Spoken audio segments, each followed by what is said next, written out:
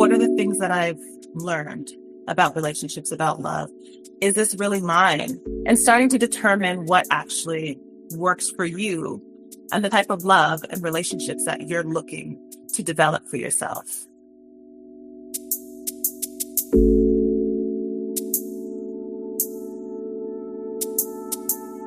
Welcome back to LOVELINK. I'm your guest host and therapist at Modern Mind, Lydia Duquette. Today I'll be speaking with my colleague and fellow Modern Mind therapist, Niké Dixon. The topic is unlearning the scripts, and we'll invite listeners to reflect on relationship patterns, the social scripts that we inherit, and consider how both awareness and self-compassion can help us rewrite certain narratives.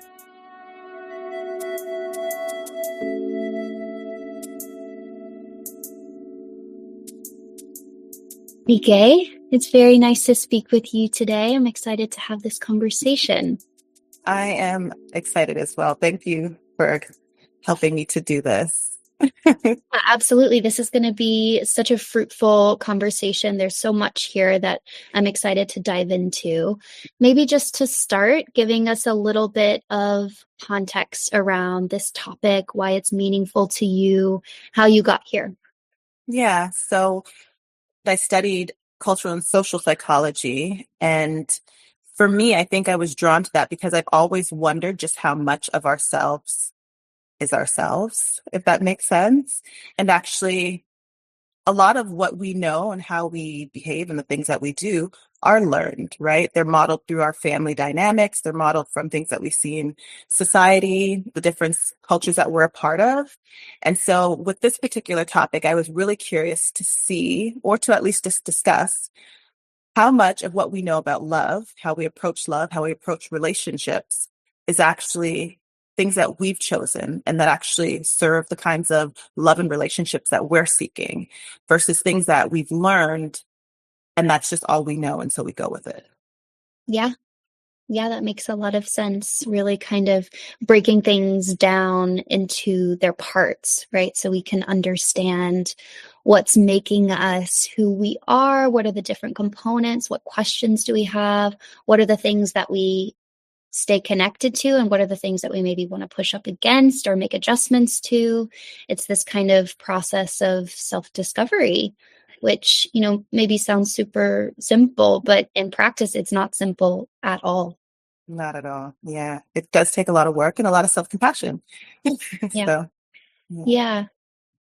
Yeah. So when we talk about unlearning in relationships, what does that mean to you as a therapist, of course, but then also just in your daily life, right? As you're kind of moving through the world as Niké. I imagine there's a good amount of overlap, but, sometimes our responses are slightly different. Yeah. No, I would agree. There's quite a bit of overlap. But what I would say is it really is just about us reflecting on how much about relationships and love were actually taught to us and how much of it is truly ours that's authentic to us. A lot of the scripts that we have, they were inherited or modeled for us. And, oftentimes unconsciously, and even before we even recognize that we're absorbing these things. And so, there are different ways that we've learned love. We've learned through our parents, who were oftentimes doing the best with the limited tools that they may have had. We learned through cultural messages like social media about how relationships should look and how we should show up in relationships. We also have experienced things in our lives that we have to develop survival strategies for. And so we've adopted, these strategies as ways of showing up in relationships as well. And a lot of these strategies we've adopted as children. In the particular dynamics that we in, not necessarily the relationships we had later on in life. But essentially, it's just kind of recognizing what kind of relationship patterns feel familiar, but not necessarily healthy. Mm-hmm. Yeah, kind of zooming out of your own life, your own mechanisms, your own sort of impulses, even to be curious and to actually, again, breaking things into their parts and really looking at them, which can be such a beautiful experience, but it can also be very jarring and disorienting, which I'm sure we'll get into more later in the conversation. Yeah. I would also add that it's also about sort of gently questioning our old scripts, right? Asking ourselves, is this mine? Where did it come from? Is this how I genuinely want to love or show up in relationships? And just sort of identifying the different patterns that were repeated just because it's what we know. And then becoming more intentional in our relationships. Yeah, the word intentional, I think, is so relevant to this conversation. Because again, as you mentioned, a lot of this stuff we absorb, it's learned, right? It's what's modeled for us or not, right? It's just making me think of being porous. We just assume and sort of absorb different things that we see and hear and are taught. Right. And the word intentional as it relates to unlearning is, again, zooming out, right? Gently becoming more curious, observing, bringing these things into closer awareness, and then deciding on some level, right? Is this the stuff that I want to carry forward? Does this really resonate for me? Do I feel connected to it? Is it still something I'm in alignment with? The word intentional, I think it makes a lot of sense to me in this context. Yeah. So do you think that most people realize how much of their relational style comes from what they've learned versus what they've consciously chosen? I think that varies depending on where people are in their lives. I think there's probably a lot of time in our lives where we don't recognize it, but I do think that certain things happen, whether it be in our relationships, that cause us to reflect, where we can start to identify, like, that doesn't feel like something that I want to carry forth, right? Which isn't necessarily connecting that to what we've learned, but we're at least identifying that it doesn't fit us and what we want in a relationship. And so I don't know just how much we are aware of it, unless it's something that you are intentionally seeking answers to, whether you're, going to therapy, where a lot of these things can rise to the surface, or whether you have relationships around you that cause you to engage in very honest reflections that allow you to also maybe recognize that. Yeah, that makes a lot of sense. This is a practice question, but I'm just curious, with your patients, do you notice a lot of people coming in ready to go through this process and sort of maybe even asking for it? Or does it happen over time, right, as you're kind of moving through treatment and building understanding and also strengthening your therapeutic alliance? Like, how much do you see your patients coming in with this unlearning as a request? Right. So that's an interesting question, because I don't think they come in with that structured request. I think they're requesting it in other ways, right? So they might be coming in and talking about things in the relationship that just aren't working. And really that goes back to, like, what are the patterns that you're engaging in that don't serve you, and where did you get them from? Why is it that you hold on to them and continue to reenact them, essentially? So I think it's maybe not like a direct question, but it is something that does come up. I know even, clients who are maybe the oldest sibling, right? They inherit a lot of ways of being relational to other people, taking on a lot of work or always having to lead. And they bring that into the relationship sometimes, but it's not necessarily how they'd like to be in their relationships. So, I think it just comes up in a different way rather than being specifically asked for. Yeah. Yeah. It's what's under the surface. And you're right. When something isn't working or there's a deficit or some kind of rupture, that often creates the opening for someone to really go in and be curious and try, to analyze things or maybe break them down in a different way than they have before. It's not always that way, right? Sometimes the opening comes from things that are working really well or that you're really grateful for and appreciate. But this is coming from my own, like, therapeutic experience. It often does come from some kind of dilemma. And I think all versions of that can be meaningful and productive. Yeah, no, I agree. So let's go to socialization. How do you think socialization begins shaping our understanding of love and connection from early on in childhood or adolescent years? Yeah. So, I mean, if we just start with our family unit, when we come into this world, everything that we know about being relational to others comes from our immediate family. There's just no choice about that, or whatever kind of system you're a part of at that young age, essentially. And so you learn very early on attachment styles, which kind of ties into this in a lot of ways. How you relate to your parents, how you relate to your siblings, the kinds of roles that you've had to take on, responsibilities, how to interact, how to address conflict. All of these things we're learning as children, and then we're kind of engaging in those behaviors as we grow older. And then I think once we start to meet other people, you were in grade school, maybe high school, some of these things start to shift because you're like, oh, that doesn't necessarily work with this group of people. It maybe worked in my family unit, but maybe I have to Right. adjust a few things. And even knowing how to adjust it, it's kind of like a process of trial and error. And even then, you don't know if that's actually what you want, but it is maybe helping you at the time. Yeah, it's also when you start to notice the difference of what exists in your family or your support structure versus what other people are holding or exhibiting. I mean, we start to notice that stuff. It depends, right? There's a real range, but when you go to school or you're in some kind of social setting, you realize, oh, our system is different than other people's systems, our values, our beliefs, the things that we do or don't do. Yeah.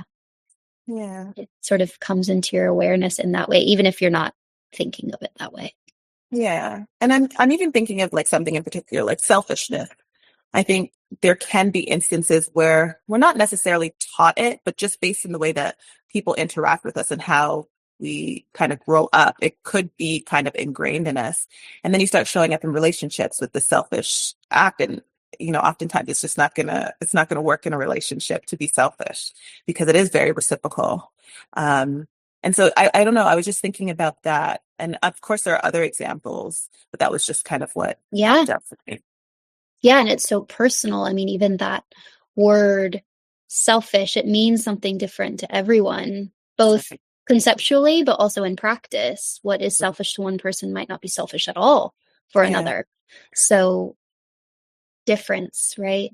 Yeah. What do I hold? What do other people hold? What is really mine versus Yeah. what do I absorb? I mean, it's all so personal and so nuanced. Yeah. And to your point about it being personal and different things meaning, different things to different people. We do get that from our socialization, right? We get that from our very close units that we're a part of that teach us what it looks like. And to your point, it's different for every family. It's different for every friendship group. And, just it requires a lot of reflection and conversation to really get down to how to interact with other people in ways that make yourself feel comfortable, but then also don't harm them as well. Yeah, and giving kids specifically the space to be curious, right? This is kind of how I operate. I'm like sort of cosplaying a parent for a second, but this is how I operate. This is what this means to me. What does it mean to you, right? What is your understanding of this particular thing? Mhm. And I think a lot of parents or support structures do have that model of curiosity, but a lot also don't, right? It's kind of like passing things on with the assumption that it's what's best, right? Or what will make the most sense to a younger person. And yeah, I'm kind of just thinking about how we talk about this stuff with young people. Mhm. Yeah, and even that idea of like passing it on kind of brings up the idea of cultural inheritance. I think oftentimes when we talk about culture, we think of these large systems. So, society and ethnic cultures and maybe even organizational cultures, but we're part of cultures in very smaller units. Again, going back to our family culture, there's a family culture that people have. And that influence how they act even in a relationship with just two people. There's a culture between those people as well. And so I think considering that helps us to be better able to reflect and to identify what we're taking from these different cultures and whether or not we want to change anything to make them better. Yeah, that makes a lot of sense. Like the most intimate, intricate parts of culture. So, what does it look like when a client starts to rewrite some of these early relational scripts? Yeah. I think that again, it looks different for everybody, but it's a lot of recognizing patterns, and how these patterns have impacted different relationships in their lives and how they continue to replicate these patterns. And then getting down to why that is. If it's not working for you, why do you continue to do it? And it could just be a matter of, that's all I know. I don't know another way, which is why they come to therapy, is to kind of explore and find an alternative, right? I think sometimes it can also be a jarring experience just to see how much of our behaviors or thought processes have contributed to our own hurt, as well as the hurt of other people that we may have been in relation with. Or even depending on where you are in life, becoming a parent could cause people to be very fearful about passing certain things along to their kids and wanting to break sort of generational patterns. And so I think those are varied ways of how it shows up, or how they learn to start rewriting their scripts. Yeah. It ranges, of course, but I've certainly experienced cases where a client is maybe fatigued about talking about their relational and family histories, whether that's because they've been in treatment before, or there's just general, some kind of block or trepidation around it. But, we meet clients where they are, and sometimes they're not ready or willing to go back and really look at this stuff in a more zoomed out or curious way. And so I guess I'm just curious, when there's some kind of hesitation about looking at these scripts and these patterns, how do you navigate that as a therapist? Yeah. I mean, I think you always follow the client's lead for the most part. There is an aspect of therapy where we are there to kind of push them a bit further, but you do have to follow what the client is ready for, right? You don't want to cause any more harm. And I think if they're continuing to show up, you'll get there eventually, or at least they will get what they're looking for eventually. Maybe it's not what we think that they should have, right? Or it generally isn't what we think they should have, but I just think you kind of have to take your time. I think the relationship that you develop with your client as well will help to inform how to go forth, just how much they can take, how much you should say versus kind of just sitting back and listening. So it's really about becoming in tune with that particular client and understanding what they want, but also what they're capable of addressing in that moment based on what they've shown you. It could be that they're not ready, and that's okay. Yeah, it's something we say a lot as clinicians. We meet clients where they are, and it's so important to be anchored in that. But we do also bring ourselves into the work. I mean, I, Lydia, you, Niké, we show up to those sessions as well. And, sometimes there can be a kind of surfacing of curiosity for ourselves, right? What would it be like to learn more about X, or to go back and build understanding about Y? And, it's an important thing to be aware of as clinicians, and to kind of temper in some ways, but then also maybe be open and willing to push, or see if it's safe enough to push. So yeah, that's a little more of like the clinical framework of this, and to add to that, it's kind of what we're both saying, essentially breaking it down to creating that safe space for the client to then feel comfortable at some point. And the safe space is going to look different for everybody, because everybody's needs are different, right? Everybody's wounds are different. And so it's really just trying to get to know your client. The more you get to know them, the better able you are able to support them. Yeah, and knowing what they can tolerate. I mean, for some, going back and talking about, previous traumas and relational dynamics, that's kind of in their muscle memory. That's okay. It feels comfortable, maybe even not easy, but there's an ability to do it. And then for others, that is not safe. It's scary. There's some kind of block or fear, which, is almost always there for a really good reason. So yes, I think it's building the relationship, building an atmosphere of, we can't guarantee total safety, right? But enough safety that, someone is comfortable and willing to go to these places. It's also, I think, sometimes easier later in the treatment when you actually have a stronger alliance, a stronger rapport, right? To kind of maybe push? Like, is it okay if I push a little bit right now? Is it okay if we go to this place that historically has been a little harder, right? Can we try? And if not, that's okay too, right? We'll come right back. But, those kinds of disclosures around what we're trying to do as therapists.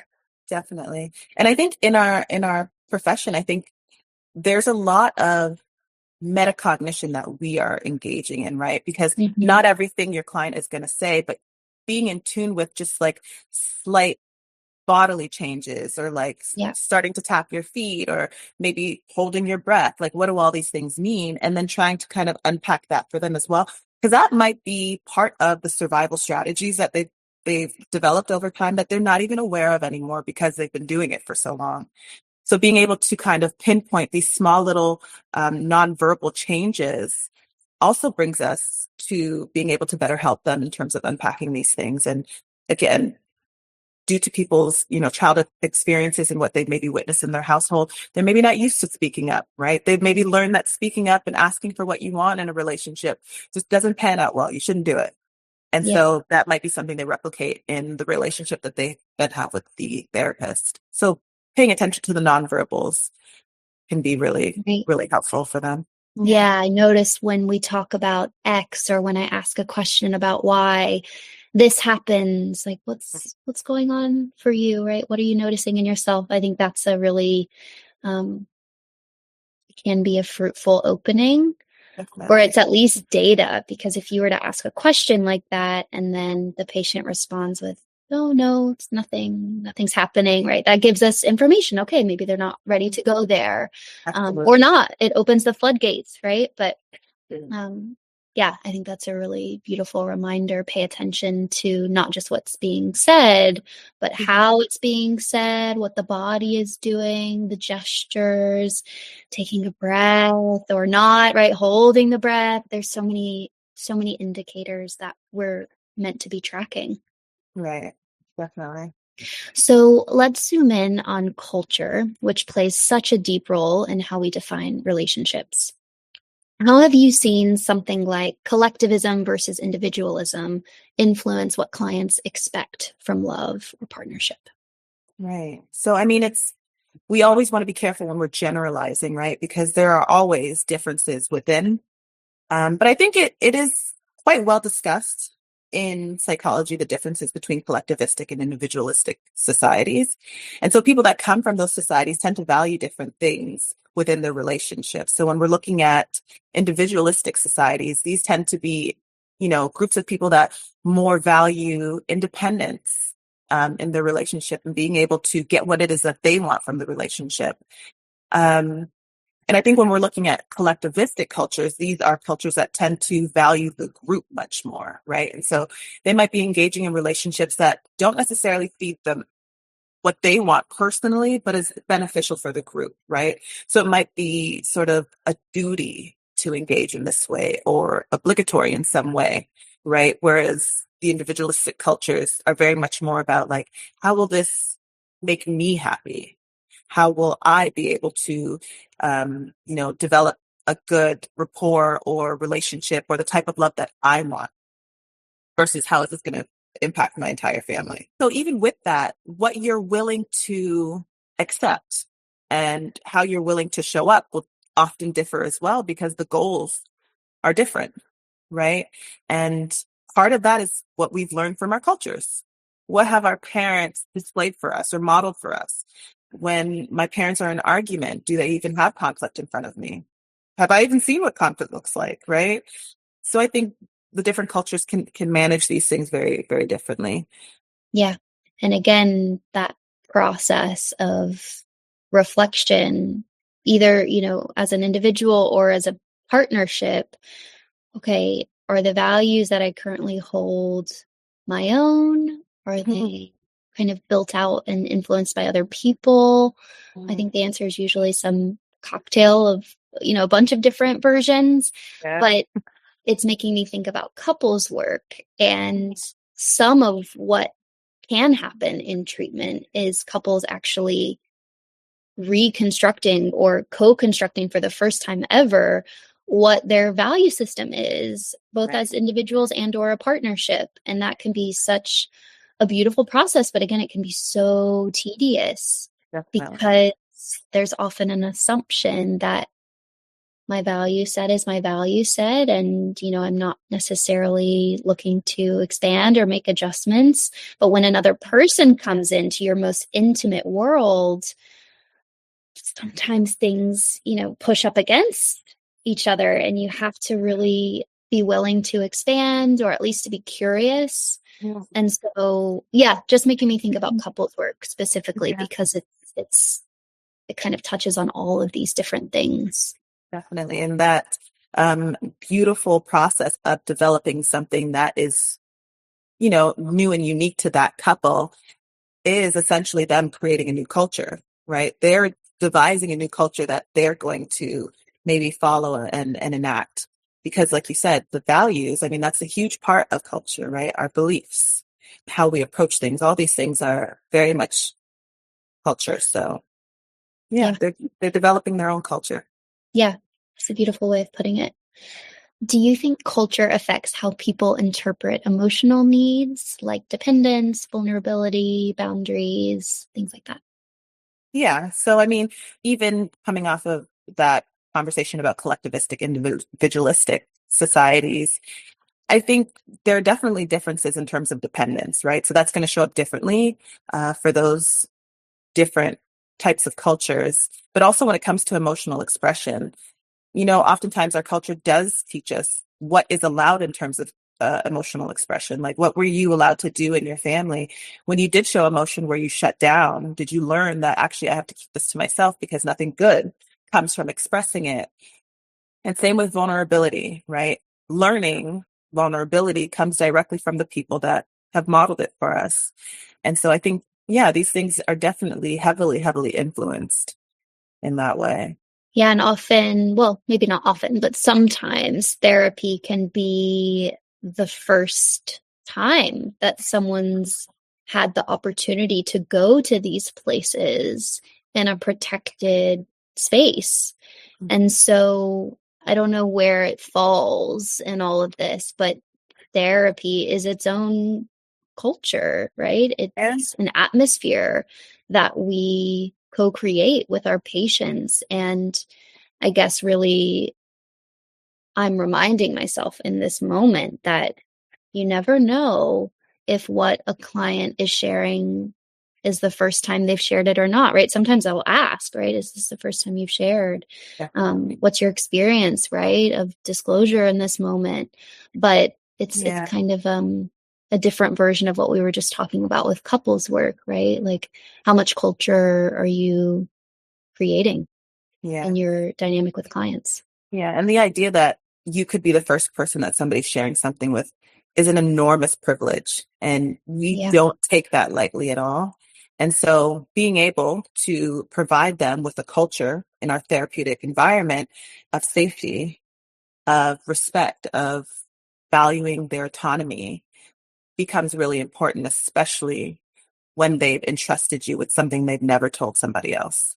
Yeah, you and I were having a separate conversation about this, but really sharing that as clinicians can be so meaningful, right? I so appreciate your words. Your words are impacting me. There's all kinds of different ways, right, that we can convey that deep respect, because it is so real. And speaking for myself, like, there's just so much gratitude that I notice come up when a client starts to go somewhere. I mean, always, but when they start to go somewhere that you can really feel that vulnerability coming up. I mean, it's an incredible privilege, and I really try to give it words, because that's so connecting, right? To kind of convey your respect. Definitely. So let's think about internalization, which is so important for treatment. And, again, I think therapy provides such a unique space to think about internalization. We don't always think about it in our day-to-day lives, for good reason. We don't always have the time or the energy, right? But I'm curious, what are some common internalized beliefs about love or worthiness or anything else that you notice people holding? So I think about worthiness, I think there's a lot of, and of course it varies for everybody, but I think there's a lot of however you perceive your worth to be kind of dictates the types of relationships that you are maybe gravitated towards. And so if you feel like you aren't worth a lot, you may put up with a lot more toxic behaviors. And I know that word is so overused now, but just behaviors that aren't conducive to creating the best you or creating the best relationship for the people involved in that relationship, right? And about love, you hear that great love comes with no conflict. And that's a lie. That's a lie.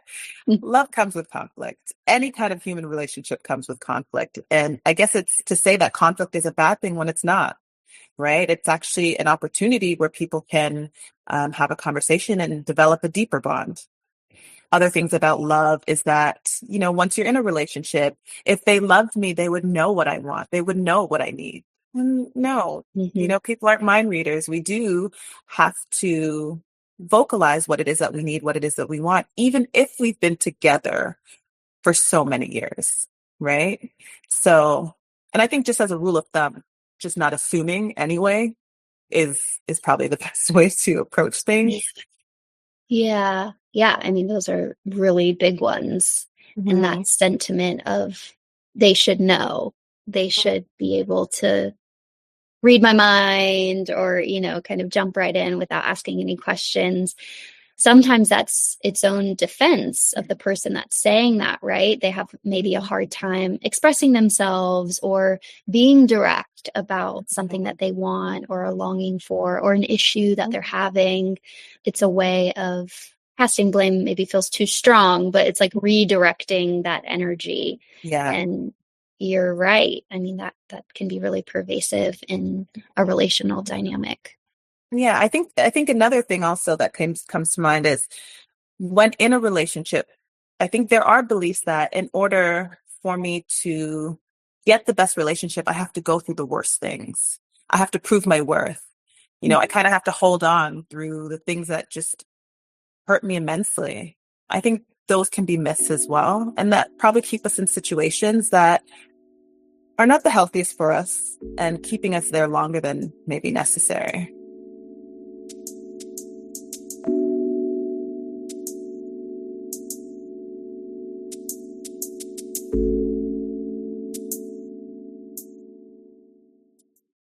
Hi, LoveLink listeners. Our group practice, Modern Mind, is located in New York City with offices in Brooklyn and Manhattan, offering in-person and virtual psychotherapy.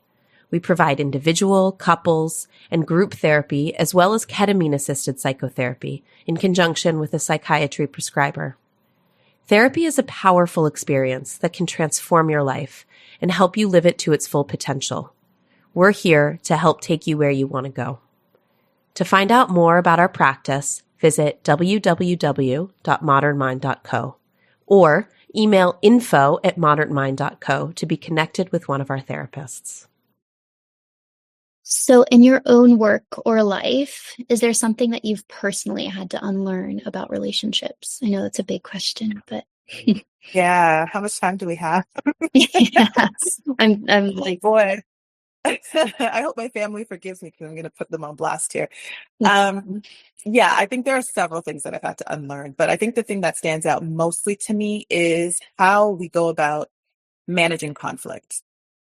So in my family, when things arise, when there is a rupture, they tend to sweep it under the rug, right? And with good intention, I recognize, but the outcomes, they're not as good as the intention. And so they sweep things under the rug. They don't talk about it in the name of preserving the relationship, in the name of being respectful, in the name of, not everything needs to be said. Okay. But what I recognize is they sweep it under the rug, and these could be big ruptures. And then we get together for family gatherings and family reunions, and everybody acts like nothing happened, which is very strange for me. I should say. Not uncommon, but strange for me just based on the way that I can view relationships from a therapist lens. And it doesn't allow them to be authentic in their relationships. You can see the tippy-toeing. You can see the uneasiness around them. It doesn't allow them to even honor themselves in terms of expressing the emotion and how you've hurt me. And it makes for a very weak foundation in a relationship. It starts to eat away at the relationship over time, whether they recognize it or not. And so that's something that I've had to unlearn. And I don't think my family's happy about it, because when I have ruptures, I'm like, no, we need to talk. Like, I know it's uncomfortable, but we need to. Yeah, you're pushing against it. This. Yeah, we need to discuss it. It's not that it didn't happen. It did happen. And it doesn't mean that I'm going to love you less, but you need to hear how this impacted me. And I'm hoping that once you hear how it impacted me, you will make efforts to not do it again in the same way that I would if you brought something to me. Yeah, it at least has something to do with trust, being able to trust that the relationship can withstand conflict, or, you're conveying of an issue or a frustration. That isn't always something that people are willing to test, right? So that is the impulse, or maybe the muscle memory to just push it down. It's not worth it, right? Let's put it under the rug. But the exercise and the strengthening of a different muscle group of disclosure, and really being willing to get into the weeds of whatever the thing is at any given time. Yes, we're both therapists, right? Of course, we would have some, version of a belief that, conveying vulnerability is beautiful, and it's an act of love and care and responsibility and trust, right? All these like positive connotations, but not everyone holds that. And it's a really, as a result, really big part of what you do. Right. Yeah. And then also, to that point, not everybody feels safe doing that as a result of the cultures they've been a part of, the dynamics, right? But I just think it even causes so much internal turmoil that you have to deal with, and that eats away at you sometimes for some people. But even in that particular dynamic, that would be an environment or a culture that taught me for a while that speaking up is not valued. Like, we don't need to do that. So just swallow whatever it is that is bothering you or what's impacted you. And for me, that wasn't helpful. It's something that it really did impact me. And so learning to approach ruptures with the intent of repair was very, very important for me to learn. I don't know if this will resonate, but for me, I came to therapy, as a second career. So I wasn't always a therapist. I didn't always want to be a therapist. And so it's been interesting as I've like really gotten into the field to see what I notice in myself when I go into spaces with my family in particular, because all of a sudden I have this new lens, right? It's not like I've changed as a person, but I have this skill set that I didn't have before. And it's interesting to see what that has opened up and what it has like pulled my attention to. And so, I don't have the perfect way to kind of frame this or ask it as a question, but I guess there's something around, maybe I feel a tension of, I don't want to be the therapist of the family, but I'm noticing all this stuff, like, what do you do with that energy? Yeah, to that point. And they don't want you to be sometimes the therapist. They're like, get out of here. Right, exactly. Everybody has resistance to that. Different. But I try to just plant seeds. I try to always play devil's advocate. So I'm not necessarily like preaching, but I'm like, okay, but what if this were actually the reason that this occurred? Or just to provide them with a different perspective. I think that's helped. And they don't always want to hear the other perspective, but at least in my view, I don't think anything's ever really that clear and straight to the point. There are always sort of nuances in it that it would be helpful for us to acknowledge. But I'm playing therapist. That's no. Yeah, it can sometimes be a really tedious boundary that I don't have the like solution to it quite yet, but it's just interesting the stuff that you start to become aware of, but also you don't want to take on that role by default. Yeah. Right. Yeah, exactly. So we'll talk about that more. That sounds like it needs to be a separate conversation. So let's zoom in on intersectionality. which often reminds us that our experiences are very layered. How do overlapping identities such as race, gender, class, or sexuality shape relational experiences and also expectations? That's a big question. So I think gender is probably the most obvious. Like, we hear a lot about gender roles and roles that men or women should play. What actually stands out to me is that a lot of the information that we gain from society, which is maybe different now, but certainly when I was growing up, excluded the LGBTQI plus community, right? And non-binary people. And so gender roles, even for them, what we've been taught just as a result of the absence is that we don't even want to see it, right? Mm. And I don't want to speak on behalf of the community, but I would imagine, just from my perspective, when I look at race and when things have been excluded, it almost kind of wipes your presence out of the conversation. Like, you're not actually a part of this. And so not seeing it can have you internalize that I actually don't have a role here, which is just not true, right?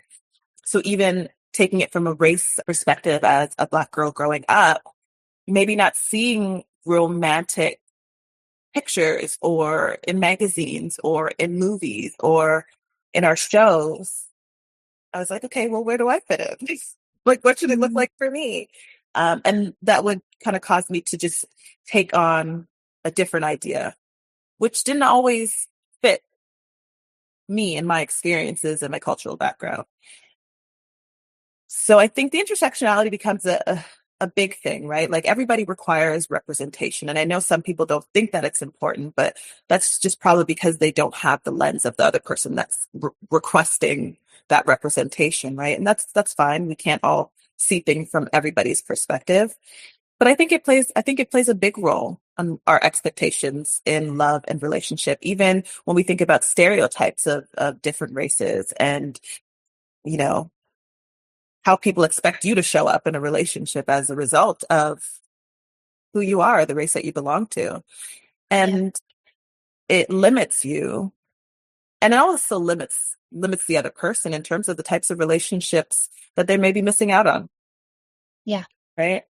Yeah, it makes a lot of sense. And, therapists, of course, have a responsibility to be aware, to be curious, to really invite our patients to explore the different layers of their life, the different components of identity that have shaped how they're showing up, right? And who they are and the things that are meaningful to them, what they've seen, what they didn't see, the places that they're wanting to go. And I think there's a lot of complexity here, of course, right? I mean, any of these like one things you could really just, and often do, spend so many sessions digging into.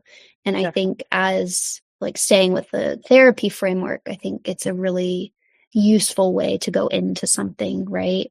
And therapists build out their own questions that make it feel possible to talk about this stuff in a somewhat targeted way. But yeah, the word invitation is coming up, right? Giving people an invitation to really consider how any of these different components have shaped them, I think, is a part of our job. Definitely. Especially because they may feel like they haven't been given the invitation before, right? That might even be the first time that they've received that invitation. Yeah. So yeah, it becomes really important to acknowledge the complexities of people's identities. Yeah. So let's kind of zoom out again, right? And think about this from a more holistic framework. So when someone starts the process of unlearning, what does that usually look like in practice, or what can it look like in practice? Yeah, again, these things will always look different for everyone, but really I think the steps are building awareness, right?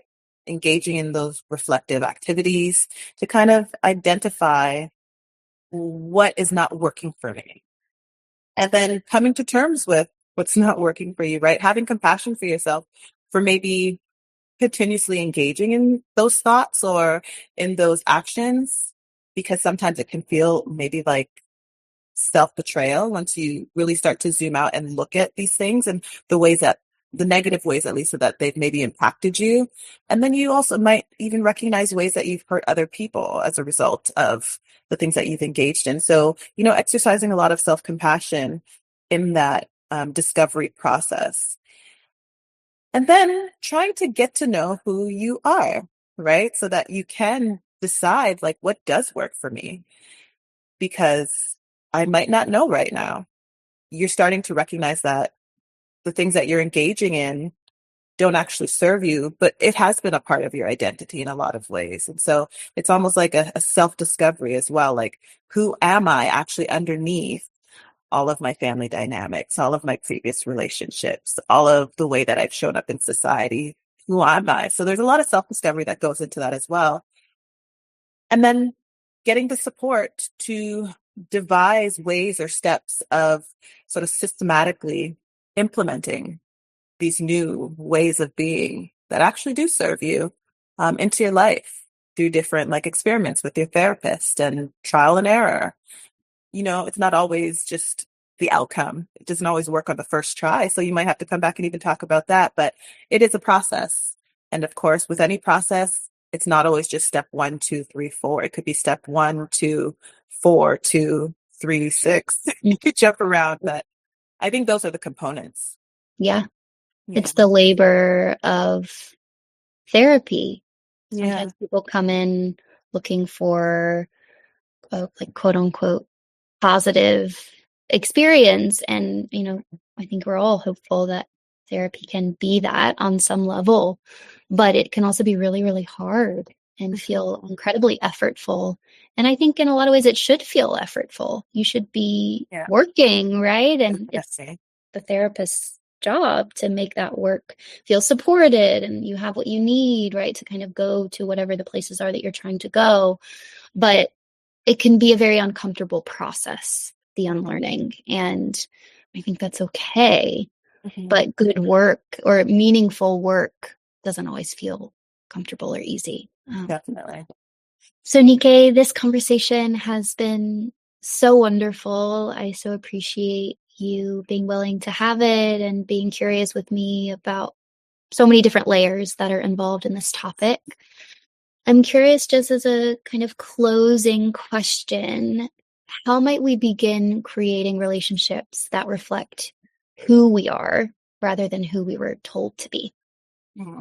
So I think this sort of ties in with the last question. It's like taking a pause and starting to look at what are the things that I've learned about relationships, about love.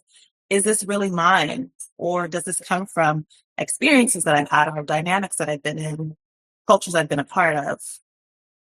And starting to determine what actually works for you and the type of love and relationships that you're looking to develop for yourself, right?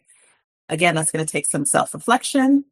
Of course, accessing sort of therapeutic help can support you in that process. But it does require you to just maybe take a step back and kind of evaluate the relationships that you're currently in or that you've been a part of, and just acknowledging, has it been working? Is this actually what I want? Yeah, that makes sense. Bringing it into awareness. I feel like I've said curious a million times, but being curious about it.